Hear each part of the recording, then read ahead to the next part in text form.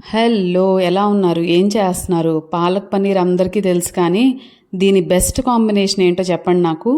చపాతీ, పుల్కా, పూరి ఇవి కాకుండా ఇది దోసల్లోకి సూపర్‌గా ఉంటుంది.